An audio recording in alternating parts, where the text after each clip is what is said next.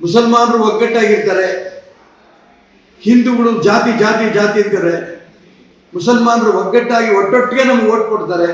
ಅದಕ್ಕೋಸ್ಕರ ಮುಸಲ್ಮಾನರು ರಾಷ್ಟ್ರದ್ರೋಹಿ ಘೋಷಣೆ ಕೂಗಿದ್ರೂ ಪರವಾಗಿಲ್ಲ, ನಾವು ಜೊತೆಗಿರ್ತೀವಿ, ಕುಮ್ಮಕ್ಕು ಕೊಡ್ತೀವಿ ಅಂತ ಪ್ರಯತ್ನ ನಡೆಸ್ತಾ ಇದ್ದಾರಲ್ಲ, ಇದು ಮುಸಲ್ಮಾನರ ರಾಷ್ಟ್ರದ್ರೋಹಕ್ಕೆ ಇನ್ನೂ ಹೆಚ್ಚಿಗೆ ಬೆಂಬಲ ಸಿಕ್ಕಂಗಾಗಿದೆ.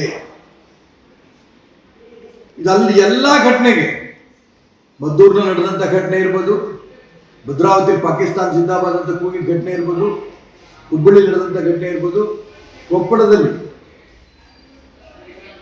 ಆ ಗವಿಸಿದ್ದಪ್ಪನ ಕೊಲೆ, ಇವೆಲ್ಲ ಗಮನಿಸಿದಾಗ ರಾಷ್ಟ್ರದ್ರೋಹಿಗಳ ಷಡ್ಯಂತ್ರ ಇದು ಹಿಂದಿದೆ. ಇದನ್ನು ಹೊರಗೆ ತರಲೇಬೇಕು.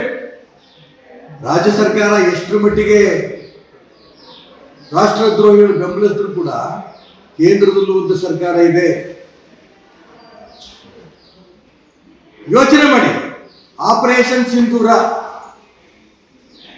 ಇದನ್ನ ಈ ದೇಶದ ಪ್ರಧಾನಮಂತ್ರಿ ನರೇಂದ್ರ ಮೋದಿ ಘೋಷಣೆ ಮಾಡಿ ಆ ಪಾಕಿಸ್ತಾನ ಉಗ್ರಗಾಮಿಗಳ ಮೇಲೆ ಯುದ್ಧ ನಡೆಯುವಂಥ ಸಂದರ್ಭದಲ್ಲಿ ಇಡೀ ದೇಶ ಒಂದಾಯ್ತು. ಮುಸಲ್ಮಾನರು ಕೂಡಪ್ಪ ಹಿಂದೂಸ್ತಾನ್ ಜಿಂದಾಬಾದ್ ಅಂತ ಕೂಗಿದ್ರು. ಇದು ಈ ದೇಶದ ಪ್ರಧಾನಮಂತ್ರಿ ನೇತೃತ್ವ. ನಾವು ದೇಶವನ್ನು ಒಟ್ಟಿಗೆ ತಗೊಂಡು ಹೋಗ್ತೇವೆ, ಭಾರತಾಂಬೆ ಮಕ್ಕಳು ಅನ್ನಂತ ಭಾವನೆನ ದೇಶಕ್ಕೆ ತಂದವರು ನರೇಂದ್ರ ಮೋದಿ. ಕರ್ನಾಟಕ ರಾಜ್ಯದಲ್ಲಿ ಯಾಕೆ ಆ ರೀತಿ ಆಗ್ತಿಲ್ಲ? ಕರ್ನಾಟಕ ರಾಜ್ಯದಲ್ಲಿ ಕಾಂಗ್ರೆಸ್ಸಿಗರು ಮುಸಲ್ಮಾನರ ಸಂತೃಪ್ತಿ ಮಾಡಿಕೊಂಡ್ರೆ ಸಾಕು ಅನ್ನಂತ ಭಾವನೆ ಇರೋದ್ರಿಂದ ಅವರ ಮುಸಲ್ಮಾನರನ್ನು ಬೆಂಬಲಿಸ್ತಿದ್ದಂಥ ಮನಸ್ಥಿತಿಗೆ ಕರ್ನಾಟಕ ರಾಜ್ಯದ ಮುಸಲ್ಮಾನರು ಕುಣಿತಾ ಇದ್ದಾರೆ. ಪಾಕಿಸ್ತಾನ್ ಜಿಂದಾಬಾದ್ ಅಂತ ಘೋಷಣೆಗಳು ಕೂಡ ಕೂಗ್ತಾ ಇದ್ದಾರೆ. ಇದು ಬಹಳ ದಿನ ನಡೆಯಲ್ಲ. ಕರ್ನಾಟಕ ರಾಜ್ಯದ ಹಿಂದೂಗಳು ಒಂದಾಗ್ತೇವೆ.